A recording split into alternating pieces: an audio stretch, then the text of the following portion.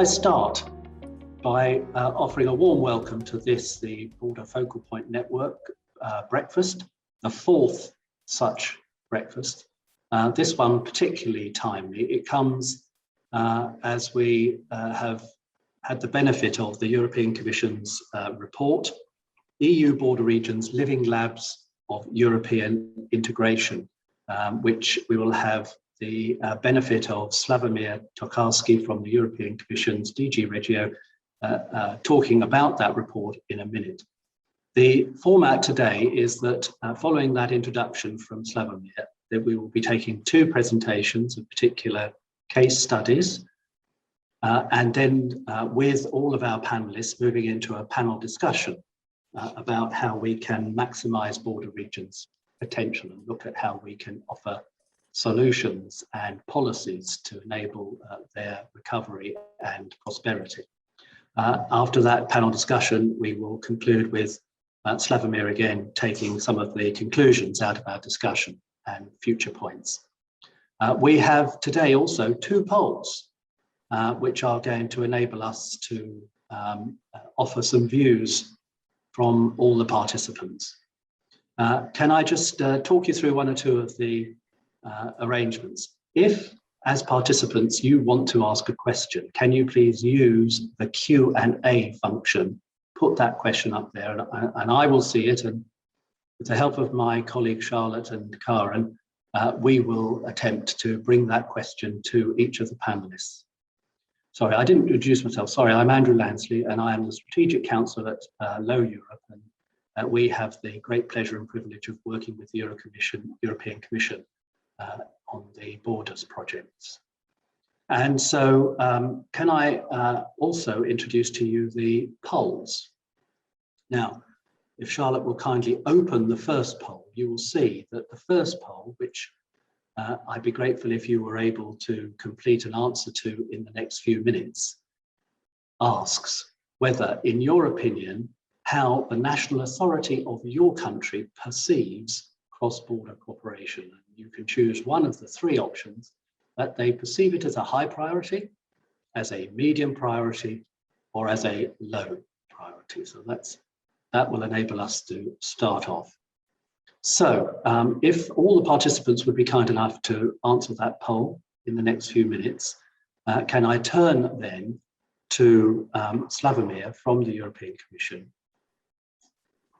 Slavomir is the Director for Industrial Policy and Innovation at DG Regio, and invite him to tell us about the report from July, EU Border Regions Living Labs of European Integration. Slavomir, please. Thank you very much. And first of all, let me start with apologies because I have a major breakdown of Wi-Fi in my district, so I have to connect without video. Which makes always a presentation more difficult. But I would like to tell you a couple of words before we start with what I believe is a real focus of this breakfast, that is case studies. So I won't be too long because I think that case studies are most interesting ones. Now, if I look a little bit back, and you might remember that Interreg had been launched in '89, so it's more than 30 years. And in the past, we could really see how this triggered cross-border cooperation in Europe and created a sort of brand on its own, which is easily recognizable. But we also have seen that financial support is not enough, or that it has its limits when we are talking about cross-border cooperation. And this we stated already very clearly when we adopted the communication back in 2017 about boosting other regions. So that communication put the emphasis on the obstacles that people and organizations in border regions face when they want to do the same on both sides of the border. And since then, we are trying to develop several actions to facilitate solving those obstacles. And setting up this network, allowing for stakeholders to share experiences, is just one example. But I think we shall and we want to go beyond, and there are two good reasons for this. Firstly, I think we see increasingly border regions as an areas of potential, of creativity, of often bilingual diversified culture, which offers new ideas, new visions, and new venues for the cooperation. So this is a sort of transition from this idea that both the regions should necessarily be sort of stagnant and far away. And for the same reasons, from the point of view of European integration, we see that by the very nature, which implies the sort of constant cross-border interaction, the border areas, they are sort of laboratories of innovative solutions for European integration. So they are on the forefront of European integration, and we can test new approaches. Just to give you one little example, if SME can or wishes to go abroad, to go international, probably the best way of this is start first with cross-border experience by selling abroad in cross-border regions or delivering services across the board. So in many other sectors, this type of experiences can be done by exploring first the potential of cross-border regions that would become innovative solutions for the whole of Europe. And I think this was a good other reason, which is maybe less obvious, and which a little bit relates to what we see around. And this is that we are living a bit in the times of polarization and exclusion, in the times where we may be less willing to offer compassion and empathy to people different than us. And in this context, the cross-border cooperation gives us this very strong message of solidarity and courage and optimism. And we have seen examples of this type of solidarity during the COVID crisis, when often neighbors across the borders were sending messages to the other side saying, "We miss you." So this is, to me, a second important reason why we should be more forward-looking when talking about cross-border integration, and why we need to give more voice to border regions. Voila, so this is something which was motivating us when adopting the report on living labs of European integration that we are going to discuss today. And as a sort of maybe setting the ground for the debate, let me remind you that the report groups the potential actions in 4 clusters. The first one is certainly inspired by COVID experience and by the brutal shutting of frontiers, which make the life of those living in border areas very difficult. And it refers to resilience through deeper institutional cooperation. So there we will discuss how institutional cooperation can enhance the resilience of border regions. So in the case of similar event in the future, we can act together, because it is very often that neighbors across the border can be the first ones to help. And it's not only something that we are trying to foster among the stakeholders in border regions, it's also something that we are doing inside the European Commission, where a couple of services team together with the view of integrating policies for the border regions. So piloting with local cases with the B solutions will continue certainly here to be one way forward, and today we will see several examples of how these projects can work. The second cluster is about more and better cross-border public services. And here the report discusses how joint provision and sharing of public services can help border regions to provide their citizens with more and better public services. And we often see that local mobility, cross-border mobility is indeed the key for the successful cooperation. In the third cluster, which is somewhat linked to the second, we are talking about vibrant cross-border labor markets. So the challenges of cross-border commuting are addressed here.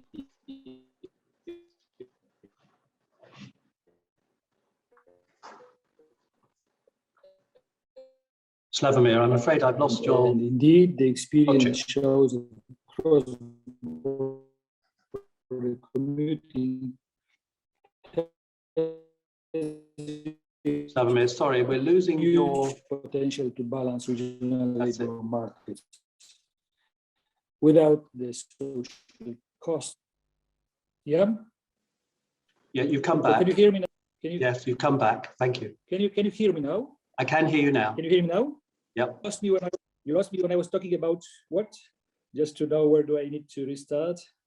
No, only a minute, less than a minute. Just on that, you're on the third point. Okay, so then finally, maybe the fourth cluster of work or for fourth stream of work is about border regions for the European Green Deal. And this is a new area clearly linked to the European Green Deal. We did not address it in the 2017 communication, but we do address it now. And the reasons for that are quite clear. Nature does not recognize human borders, so there are many aspects like management of natural parks, local provision of renewable energy, etc., sustainable tourism that can be developed. And for example, in the last breakfast event, we saw the possibility of creating renewable energy communities with a cross-border dimension. So this is something new, where indeed, as I mentioned, the experience of border regions may pave the way for future developments in Europe on a larger scale. So I will maybe stop here. I think the point that should also drive our debate is that really cross-border regions should be considered as a one functional area and not as a simple arithmetic sum of the two parts. So this is sort of guiding light for us in this debate in the report. So I pass the floor to you. Thank you. Slavomir, thank you very much indeed, and thank you for that introduction and summary of the report. I thought it was an absolutely fascinating report, I must say, and does the thing which one most wants, which is both to see the policy context fully explained and the policy initiatives that are available, but to reference the case studies and the many specific examples of what can be achieved. And I think it very well demonstrated to me as a somewhat of a lay policy reader that whereas borders have often in many countries been literally marginal or peripheral, when one is looking at tackling some of the really big issues like climate change and environmental improvement across Europe, and looking at the European context, border regions are capable of being leaders, being central to the process, because they are amongst the places where the possibilities for European integration can be demonstrated, which is exactly where we are today. And as you rightly say, Slavomir, we're looking for the case studies. Before we get to the case studies, can I just report back on the poll results are in on our first poll. And as you can see, the majority of our respondents have felt that their national authorities regard this cooperation across borders as a medium priority. More, a minority, but more, regarded as a low priority than the number that regarded as a high priority. I think we all know where we want to be. I think what this demonstrates is that we are only part of the way there. And these discussions today will hopefully help us over time to see those figures shift towards high priority. Can I turn to the case studies? And first to Leah Butt, who is Head of International Projects at the Valga municipality, to talk about the healthcare twinning project in Valga and Valka. Leah, over to you, please. Hello, good morning, everyone, and thank you for the invitation. As you can see, I'm talking to you exactly from Estonian-Latvian border, and this is actually our heart of the city. And just very briefly about the background. Valga is a twin city lying exactly on Estonian-Latvian border, and historically it was one city, and the town was separated in 1920 after both countries regained independence. And now the border runs exactly in the middle of the city. And often people on the other side of the border have relatives, real estate, and people also cross border to go to school and work on daily basis. So our everyday life is very much affected by the cross-border interaction. I can show you that small, sorry, I can't share my screen. Okay, then I'm not going to share it. So you get the idea if you look at this picture. The border is exactly on the city. So Valga Hospital is located in the Estonian part of the city, and actually is able to serve patients from both cities. As Valga and Valka are both shrinking cities, the hospital is now too big for Valga side alone. And this means that both the number and volume of the services offered is declining. The reason Valga municipality, together with Valka municipality in Latvia and Valga Hospital as a co-applicant, submitted an application for the B-Solution second call, was to identify legal and administrative obstacles which prevent Latvian citizens from receiving medical care in Estonian hospital and search for the solutions. And these solutions helped us clearly identify the nature of obstacles in local and regional and national level, and our expert made recommendations for the next steps. It must be said that these were not surprising results for us, but rather predictable ones. And the biggest benefit was that the whole issue was analyzed and written down by an expert, so it gave us a verified basis for further work on a topic. I see that the core problem is rather different level of development of the two countries. Salaries, and as a result, the cost of services are about 30% higher in Estonia than they are in Latvia. And also all health information, also personal health information, and for example, prescriptions for medicines are fully digitalized in Estonia, but in Latvia, they are mostly in paper. Even though the method of calculating the cost for healthcare services is the same in both countries, the prices so different significantly.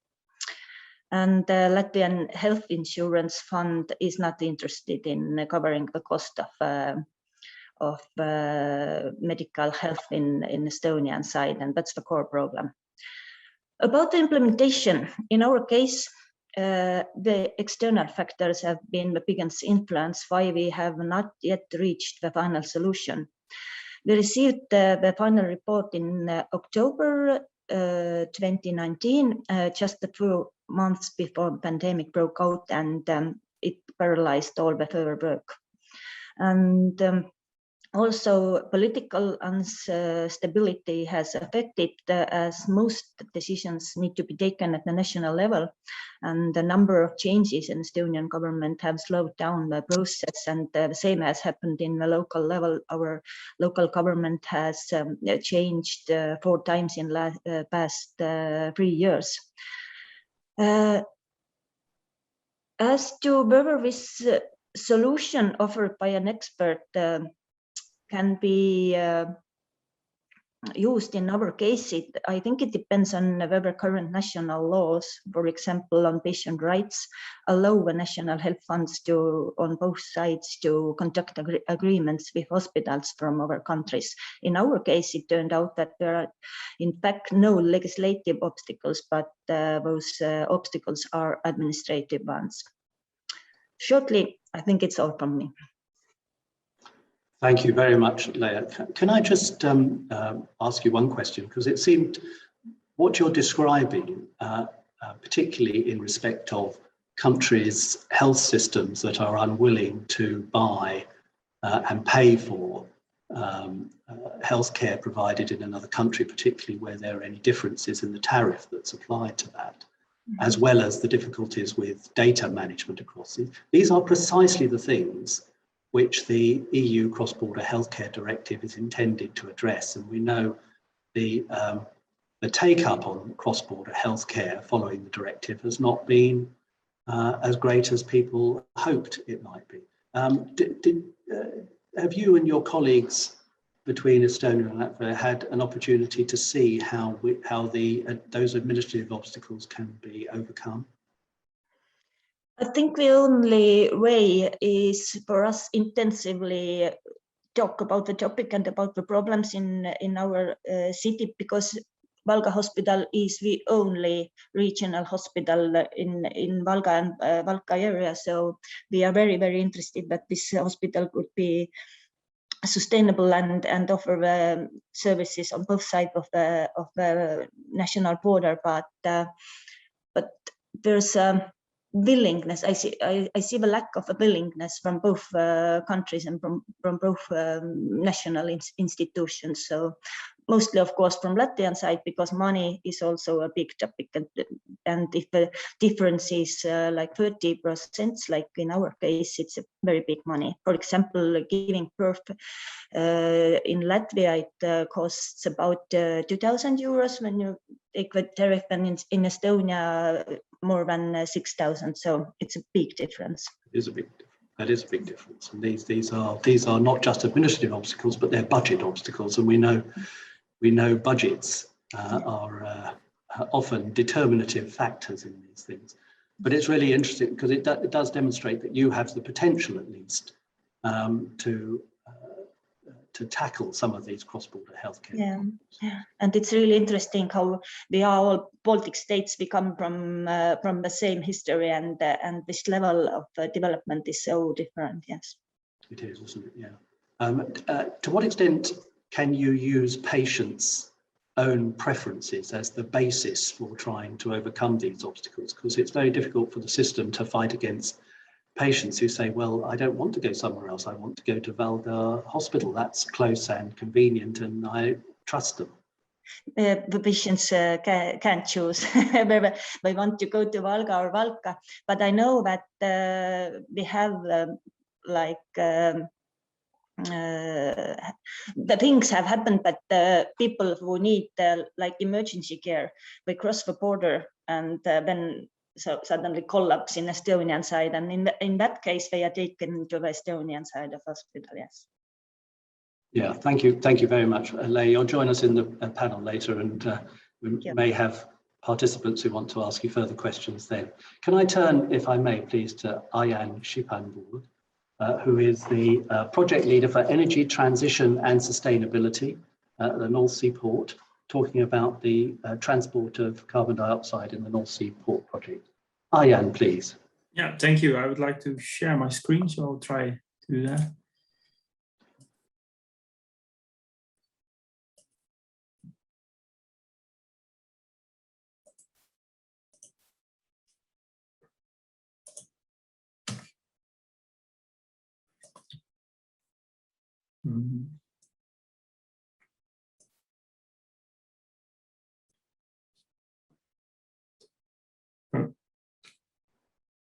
Well done.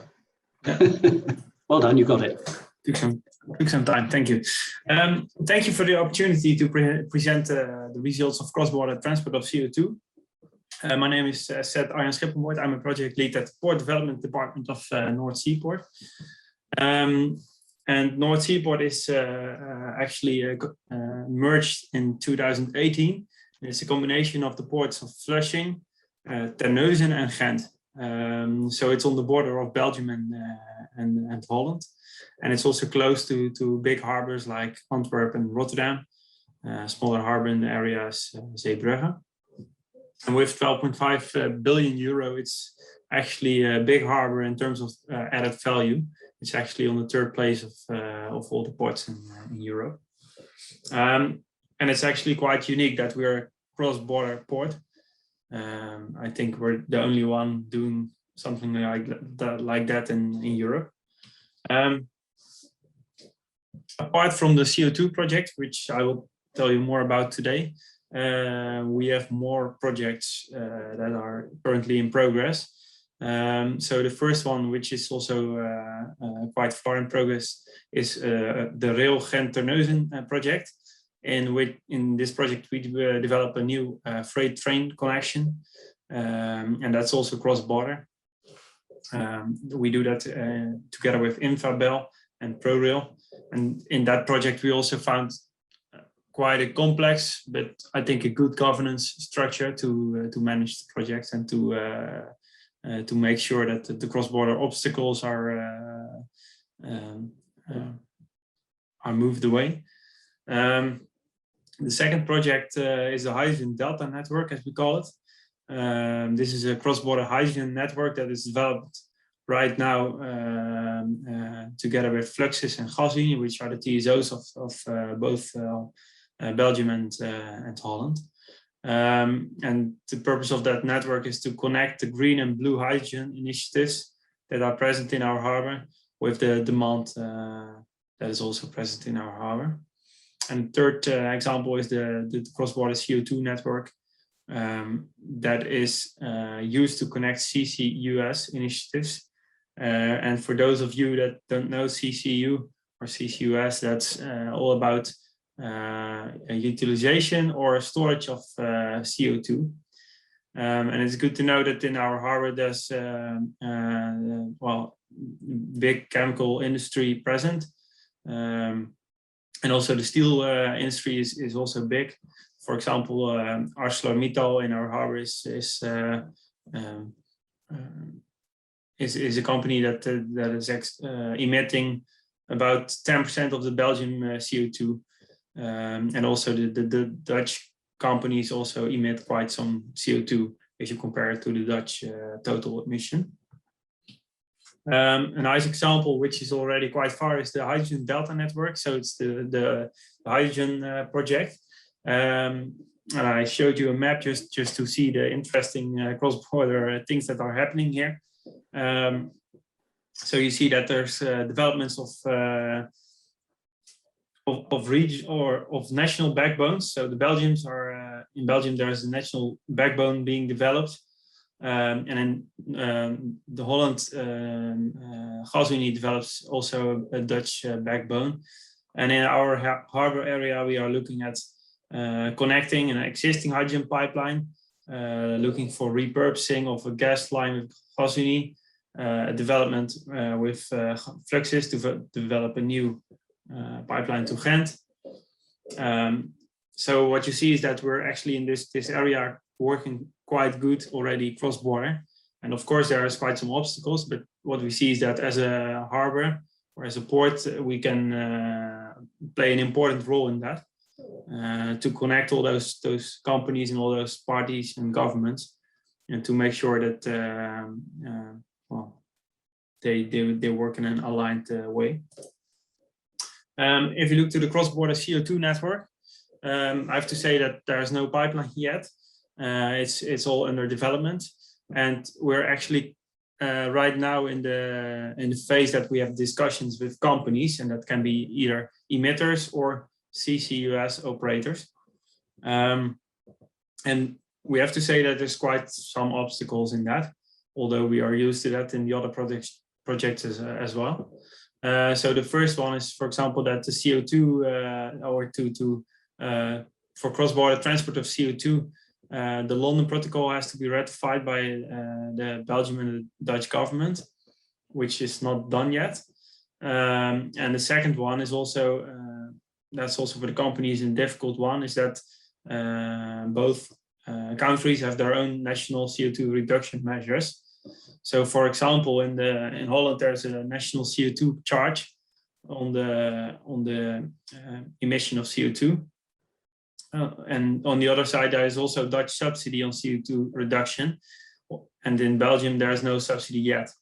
And it's possible to overcome these issues, but the main thing is that you see that it's really difficult to align the investment decisions on both sides of the border. Because if you want to invest in a pipeline, you need to make sure that on both sides of the borders, the users of the pipeline are also sure that they will use the pipeline, and that therefore they need to make an investment decision on a certain moment, and you would like to align those investment decisions on both sides of the borders, but also the investment decision on the pipeline, to make sure that they're all on the same timeline, to make sure that the project is actually successful. But the main conclusion is, I think that in the North Seaport area, the cross-border cross-border cooperation is quite good, although there's also quite some struggles and obstacles. But what you see is that that it's very good to have one party that is actually in the middle, that is connecting those companies and those governments on both sides of the borders. So thank you. Thank you very much indeed. That's very interesting. Can I just, before we move on, just ask, in terms of the support that the projects are receiving from authorities in the two countries, is this, because of course what you're describing in terms of some of the issues that have to be overcome depend perhaps upon commitments on the part of national authorities about their approach to carbon reduction or CO2 reduction, creating some long-term expectations for the investment decisions. So are the national authorities joining on both sides and helping to make this work? Well, what you see is that, for example, for the hydrogen, the Dutch government actually last week announced quite some support for the infrastructure. And on the Belgian side, there's not such a, there's also some subsidy available, but it's not aligned. So it's just by coincidence actually that or maybe not real coincidence, but well, it's not aligned yet. That can definitely be better. But are the discussions about alignment reaching to the policymakers in the national governments? I don't think so. No.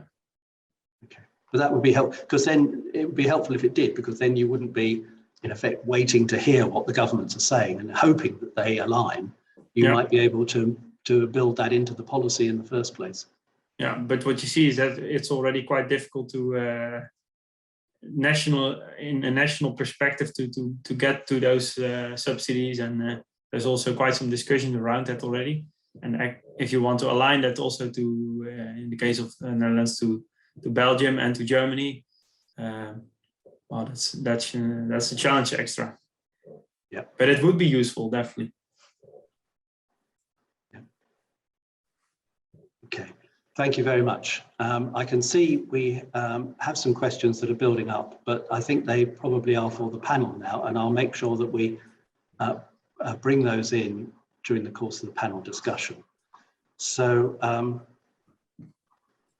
thank you very much, Ian. Thank you, and thanks to both of our presenters for those two case studies. I think they're really interesting, and they come right to the point of showing how European integration in terms of cross-border healthcare and the difficulties we've seen with the cross-border healthcare directive have practical, can be addressed in practical terms in Estonia and Latvia.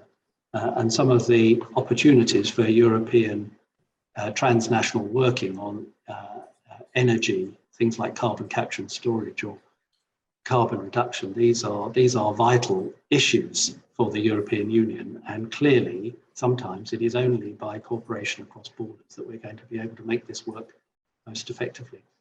Before I turn to the panel and bring all of our panelists together and introduce them, can I just report, following reporting the first poll, launch the second poll. Now the second poll, as you can see here, asks the question: in order to maximise border regions' potential, which of the following options will be more effective? Now you can choose more than one of these, so it isn't the most effective. But do please exercise, it's very easy to tick them all and say, well, we need all of that. But if you feel strongly that some are more effective than others, do please make sure that you've picked those. What I will do is leave that open for a while, and if participants are able to respond to that, I will bring the results of the poll back into the panel discussion at a slightly later point and invite our panelists to comment upon the relative effectiveness of these potential measures. So let's turn to the panel now, the panel discussion. And the panel is about solutions and policies that maximise the potential of border regions and boost economic recovery and resilience. And in addition to Slavomir Tokarski, to Ian Schippenwood, and to Lea Butt, from whom we have had the benefit of presentations already, I'm very pleased to say that we are going to be joined in our panel by Gyula Oksay, who is the Secretary General of the Central European Service for Cross-Border Initiatives, and by Desislava Tencheva, who is Chief Expert at the Interreg IPA CBC Programs Department, which is the Directorate of Territorial Cooperation Management in the Ministry of Regional Development and Public Works of Bulgaria. That's a very long title, Desislava, but it absolutely explains that you are right at the heart of these issues. So can I, as we go into the panel, let's move to a few issues, but bring our new panelists in first, if I may. Julia, as you look and you have a perspective across not only from Hungary, but across Europe in relation to these issues, what are you seeing in terms of the use of the latest financing instrument? The European Union has a substantial recovery funding set of proposals. And of course, there are national authorities who are making proposals to the European Commission in relation to the use of these funds for recovery, including an orientation towards the Green Deal and tackling climate change issues. Are you seeing these being deployed in relation to border regions? There is, of course, always an issue about national authorities focusing on their choice of programs, but not necessarily working together in their short timeframes that are involved for this with their neighbours to create what may actually be some of the potentially most effective programs, but which would involve cross-border cooperation. Have you seen any evidence of the recovery funding being used in this area? I'm afraid you're on mute, Julia. I can't hear you yet. Okay, we'll try and get Julia. If you can get through, do please shout at us, Julia. I'll move to Desislava. If you want to answer that, that'd be fine. But actually, I was hoping to talk to you about the poll, the first poll, Desi, the sense that national authorities maybe see this as a medium priority, but a significant minority see it as a low priority. I wondered, from your point of view, obviously being able to see how national government is looking at these issues, how can we put the cross-border cooperation and the opportunities that lie there further up the agenda for national governments? Hello, everyone. Thank you very much first for having this opportunity to share my thoughts on the topic.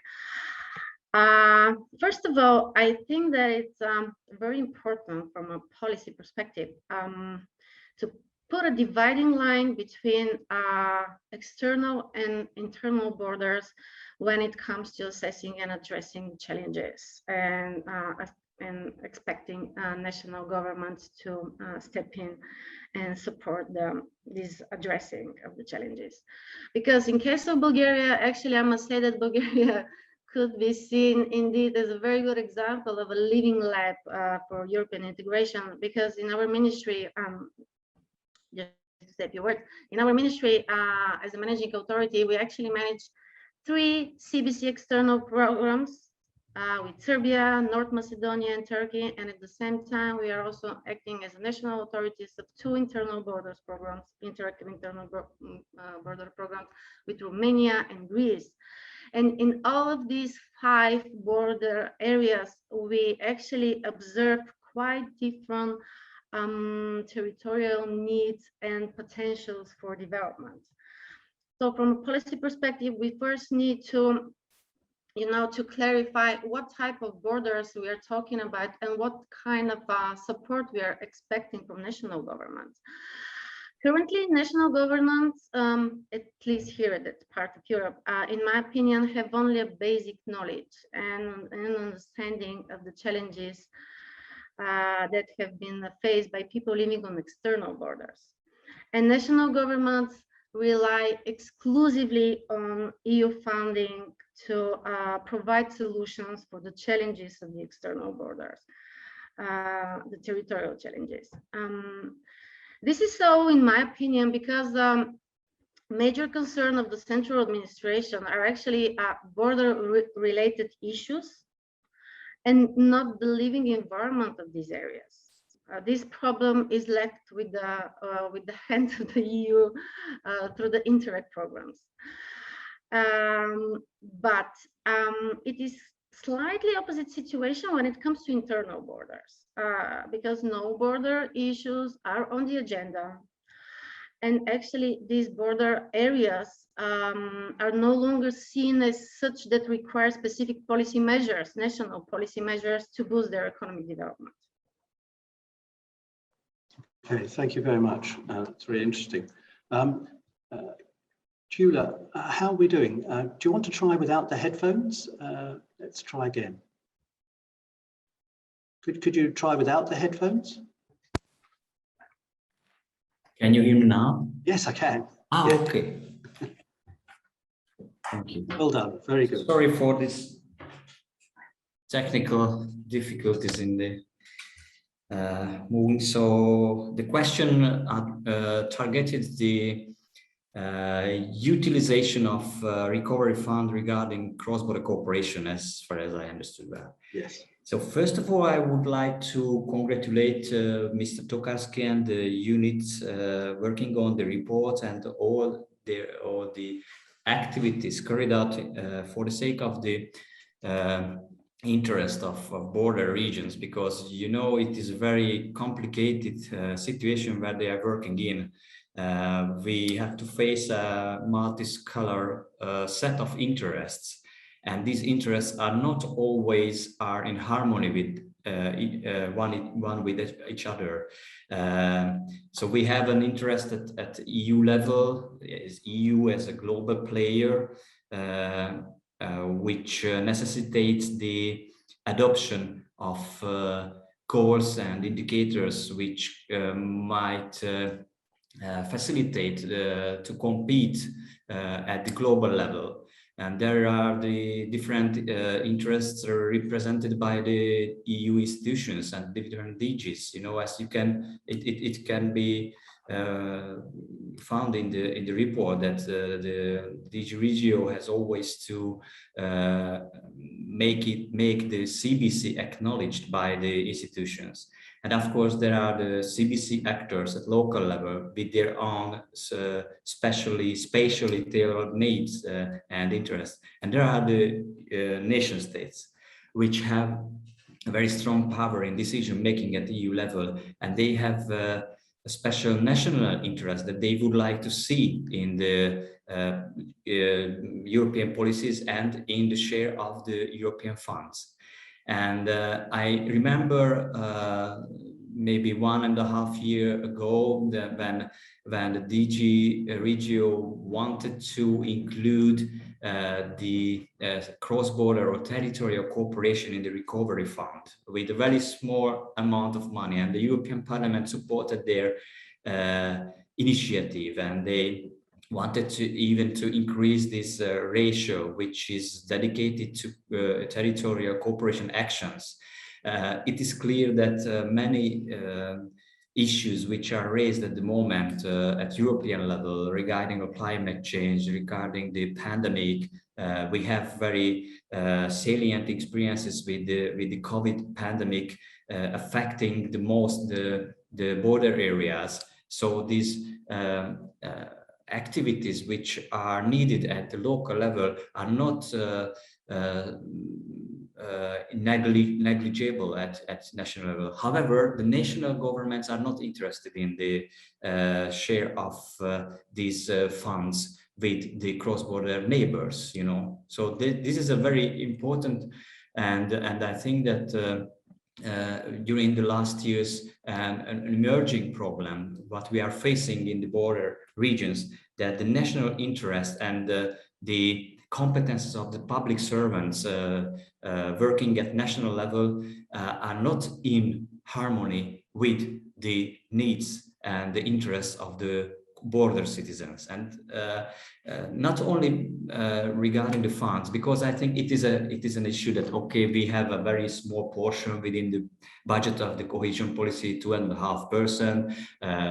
The whole cohesion policy represents 1/3 of the total budget of the EU, and the total budget of the EU represents 1% of the GNI produced by the member states. So it is nothing, but there are more symbolic aspects as well when speaking about cross-border integration, and not only from the perspective that these regions are laboratories of the European Union, but there are some 150 million people living in the border areas. There are countries, for instance, Luxembourg, Slovenia, Croatia, where all the population lives in a border area, and their everyday lives are are affected, deeply affected by the borders. So I think that these are the main questions which should be reflected not only in the funding, but in the policies, sectorial policies, and the decision-making processes, which means that the border areas should be represented somehow in the policy-making procedures at EU level. Thank you very much. That's really interesting. We may come back to that in a minute, if I may, and particularly look at the Interreg and the governance projects under the Interreg. Sorry, you're having to jog between listening to us and talking to us. Sorry about that, but can I just move back? We have questions relating to our two case studies. Leah, I just wondered if there was a question about language issues and cross-border, whether that has impacted on patient choice or the ability to move between countries for healthcare. What has been your experience? Our experience is that language is not a problem in Valga and Valka, because due to our common history, we all speak Russian language. Older people, speak Russian, and younger people speak Latvian. And we also have some Latvian doctors already working in Valga Hospital. So language is not a problem in our case. Okay, but you also had a question from Suzanne about the reimbursement issues, and of course, actually, if the EU cross-border healthcare directive is fully implemented, that should not be an impediment to patients exercising choice. Yes, this directive is both in Estonia and Latvia. It's like fully implemented, so they don't have problem with that. But it's an administrative issue, isn't it? Whether they can actually exercise the choice involved, even if the law says if they have exercised that choice to be treated elsewhere, they should be reimbursed on the same basis as in that country. But exactly. the administrators often don't permit it. Yeah, exactly. Yeah, patient choice is quite an important element in that, isn't it? Yeah. Yes, it is. Because actually there has been a research, and most of Latvian Valka citizens would like to be treated in Estonia, because their hospital is like 60 kilometers away, and Valka hospital is just a kilometer away. So it's absolutely understandable. Yeah, and the quality of services is better too. Yeah. Ayan, could we come back to one of the questions on the Q&A was about the levels of government involvement in this, and quite rightly, I think the question was commenting that I think who was it who was asking that? Let me just check. Noel Farrell was saying about this would be a regional responsibility in Belgium, but a national responsibility in the Netherlands. But I just wondered if you could maybe confirm whether that was the case, whether that presented a problem, and what the opportunities might be for dealing with that, because there is the possibility of a special governance project within the new Interreg program, and I wondered whether that presented an opportunity for you. Yeah, thank you. Yeah, so the question of Noel was about whether the regional or the national government is the main decision maker, and as answered in the chat, I think that in the first phase of a project, the national government is important, because they are actually driving the decisions that will lead to an investment decision of both the companies that will use the infrastructure, but also for the infrastructure itself. And in a later phase, the regional government is more important in giving the permits and etc. And I think as a regional port, we are the relations with the regional government are really good. So there is no much issues there. And of course, the influence on the national decision making is smaller, so it's more difficult to influence that. And your question, Andrew, was about the special governance. In the example that I gave, the Rail Gent-Terneuzen project, we also came with it's complex, but it's good working governance structure. So we have a governance with a steering committee with relevant persons of the Dutch and Belgian national and local government. There's also a client committee that's with members of actually the railroad companies of the Dutch and Belgian, so that's Infrabel and ProRail. There's a binational working group that will work as a sounding board for the project team, and there's also a management board that's with members of the local government. So it's actually quite a complex governance structure, but in this project it's really working well. So I think that the setting up a good governance is definitely a solution for those cross-border issues. Okay, very, very useful. Thank you very much. I wondered if we might talk about energy a bit more. Slavomir, I don't know whether you wanted to come in at all on any of the questions that we've been seeing, particularly about cross-border healthcare directive. I mean, clearly your colleagues in DG Sante have been trying to examine what the possibilities have been for making more effective use of the legislative opportunities in the cross-border healthcare directive, and we're a decade on and they've been limited so far. But clearly there are examples here in border regions that we can see which would illustrate how patients might well be served better if there were greater opportunities cross-border. And I wondered whether you wanted to comment on that one. Well, I think that I don't know in detail how this could be referred to the directive, but I think there is often perception in the national administration that the administrative effort required, which is quite often painstaking, is somewhat too large a trade-off with respect to the solution provided. So they see it as a sort of, that way costs in a sense that we have to do a lot of work which is not really visible, and then we are talking about a couple of cases across the border, which is pity, and I think which is wrong, because you start maybe with one case, but then this case can develop into something much more important. And you made it, maybe I can, if I can still use your time, you made a point about recovery funding, and I think that's a very fair point, in a sense that we are very much in the narrative now of ecosystems which should be connected across Europe. We have different excellence points, we have different competences. So if this connection really works, and if we can see investments on both sides of the border as complementary, then we have well-functioning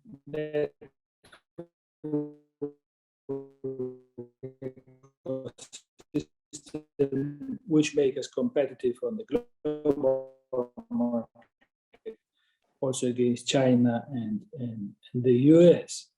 But there is this natural tendency, and this is how politics work, that member states tend to focus on their own territory. So there have been many efforts to encourage member states to come up with cross-border projects, not least in the area of clean hydrogen. We still hope that this will, it was mentioned at the North Sea Port project, there is a clear issue of matching demand with supply, and green hydrogen is a very good case for it. But for the moment, we don't see those projects yet.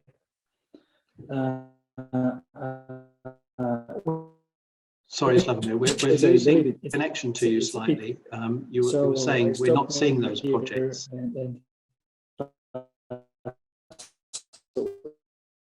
Slavomir, I'm sorry, we're not quite hearing you. Try again.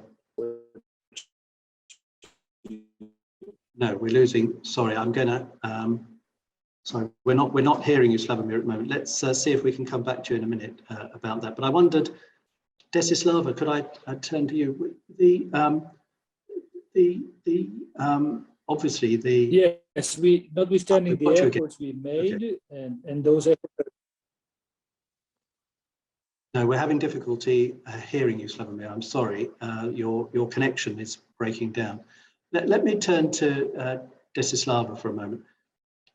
Many of these projects in the energy and environmental field. We've heard the example from Arjan about hydrogen production. And that this is true generally in the energy field in any case, that sometimes the availability of, for example, renewables production is dependent upon certain geography, be it onshore and offshore wind opportunities, or where solar can be generated, or obviously the geography sometimes lends itself to hydroelectric production, in other places it doesn't. So these are geographically constrained opportunities for production, but they're not necessarily close to where there is demand for that energy.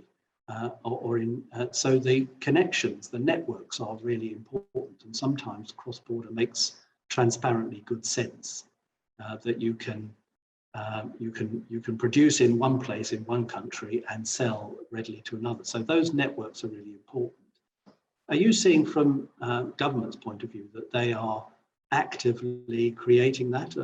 Obviously, we've seen in other trans-European networks the benefits of establishing a European context for this. European projects of common interest has created new network opportunities across Europe. Are you seeing that happening in the energy sphere?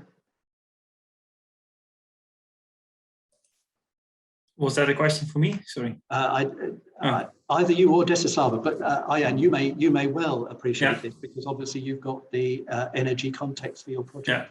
Well, I think that what you see is that there's definitely big plans for infrastructure all across Europe for hydrogen, and but right now that you see that the main driver for that is from the industry and also from the infrastructure parties. But the government is also willing to work together for that. But I think the driver is more from the industry. So, for example, we are also looking for importing of hydrogen to transport to Germany and also to even further in Europe. But the main role is right now, or the main driver is the industry. But the government should or could take a bigger role in that, I think. Yeah. Let me just see if we can find Slavomir again. I was really sorry that we were losing his connection. Yeah, can you hear me? I can, yes, good. Yeah, I don't know at which moment I was cut off, but to follow up on this point about clean hydrogen and the potential it offers for cross-border cooperation, right? Because you have the issue of production of green hydrogen from renewable energy, transport and distribution, pipelines, and the consumption. And this often you need to match across the European territory. Some areas are more industrial, so they are on the demand side. Some areas are better poised to produce green hydrogen. So it is really a clear case for this new area where Europe has all the chances to become world leader, to join forces, and in this context, cross-border cooperation. It is something which is really one of the enabling conditions. And to stay in the area of transport, I've been a couple of days ago in Lille, and I saw the project realized within Northwest Europe program. And this is indeed the area of connecting small ports across the border. And with every port joining, you can expand the range of services that you're offering to clients, in this case, the river transport. And you can also have more impact in terms, for example, of climate change or Green Deal or saving on carbon emissions. So I think these are clear cases, which is good, they're often industry-driven, for cross-border cooperation. Thank you. Yeah, no, that's a good point. And of course, from the industry point of view, they often particularly want to be able to work across borders, because that's often how their supply and value chains work. So it makes perfectly good sense to them. Julia, we haven't had an opportunity to bring the discussion back to you, and in particular, perhaps on some of the issues relating to the application of the cross-border trans-European projects in the energy sphere. Are you seeing those coming forward and using the cross-border opportunities? Sorry, can I remind you, if you're speaking, you may want to take your headphones off. Yes, for sure. Thank you. No, I think that it's working. I think that the energy policy has, again, a multifaceted nature, because on the one hand, there are some geopolitical interests behind the energy supply development and investments. Just let me draw your attention to the Nord Stream issue and the problems with the new pipeline between Norway and Poland, which are stuck at Denmark at the moment. But we can speak also about the most recent development which happened yesterday, that Gazprom and the Hungarian government signed an agreement regarding the long-term supply of gas from Russia to Hungary without including Ukraine, which caused tight tensions between Ukraine and Hungary just now. So this is one aspect that we have to take into account. The second aspect is that the energy policy falls under the competences of the nation states. And it's very hard to develop cross-border energy supply systems because these competences are not delegated to the local level. And then just one very simple example, if we would like to use, for instance, thermal water produced on one side of the border for the heating system on the other side of the border, there's a question how to give back this water to the other side of the border, because it is the water, the thermal water should be pumped back into the soil, you know. So there are many greater and smaller issues to be taken into account when planning cross-border energy supply systems. And this is the reason why energetic cooperation is rather an exception in cross-border projects, not a rule. Yeah. Thank you very much. Can I, time is against us as ever, but we have just a few minutes, and I want to come back to Slavomir to offer some reflections and conclusions from our discussion. But before doing that, our participants have responded to the second poll, and our other four panelists, I'm going to ask you just to yourselves perhaps express your view or comment on the view of our participants. So ask this question: how to maximize border regions' potential? Which of the following options will be more effective? A significant majority, 79%, said fostering more collaboration among the different levels of government, that is national, regional and local. 79% thought that would be more effective. 21%, a significantly smaller number, said encouraging more citizens' participation. And a similar number, 24%, said introducing more instruments at EU level. Can I go round our colleagues on the panel? Leah first, perhaps, then Ayan, then Desislava, then Julia. What would be your view?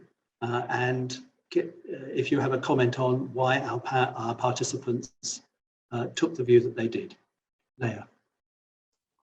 I absolutely agree that bigger collaboration among the different levels of government is absolutely necessary, because in our case, we have in Estonia and in Latvia, Estonian-Latvian Government Commission and Latvian-Estonian Government Commission.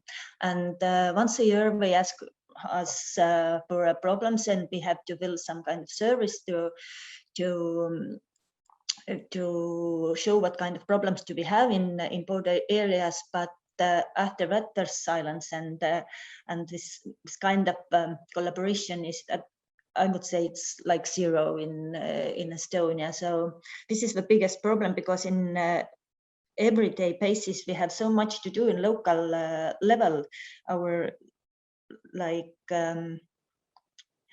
local responsibilities are so high about education, about social care, and so on. We just don't have time to deal with bigger issues. I know we should, but we don't have time. And so, yes, it's absolutely necessary to have bigger and better collaboration. Thank you very much. Ian, what's your view on this? I understand the results of the poll. I think, as said before, that the industry is already working quite good cross-border, and then the main issues are indeed in the different levels of government. So if that's fostered, that should definitely increase the potential of the cross-border regions. Desislava, what do you think? I'm really happy to see that answer, actually, because we suffer a lot from the lack of collaboration among the different levels of government here in the managing authority of indirect programs. But I think this is only possible when we have clear, full-fledged decentralization of the governance system. In our case, Bulgaria is a highly centralized country, and it's really difficult to have this dialogue between the different tiers of government, because local governments and regional governments are not empowered enough with legal and financial, resources. Thank you. Julia. Yes, I think that in this cross-border family, the points of view are very similar to each other, because we are convinced that different layers of the government should be involved in not only in projects, but in each aspects of cross-border policy making in order to enable smooth cross-border cooperation. Yesterday, I had the opportunity to take part in an international conference where I spoke about the pollution, the solid waste pollution, which is caused by the lack of solid waste management system in Ukraine. And this waste comes down with the Tisa, which is the second largest tributary of the Danube, causing a lot of problems to Hungary. And this is a typical issue which cannot be managed without the MLG solutions, the multi-level governance solutions. We need the local people who should be aware of that, how to manage the waste, the household waste at local level. We need the regional governments which are responsible for the collection and recycling, and we need the national level which is responsible for the legislation of this.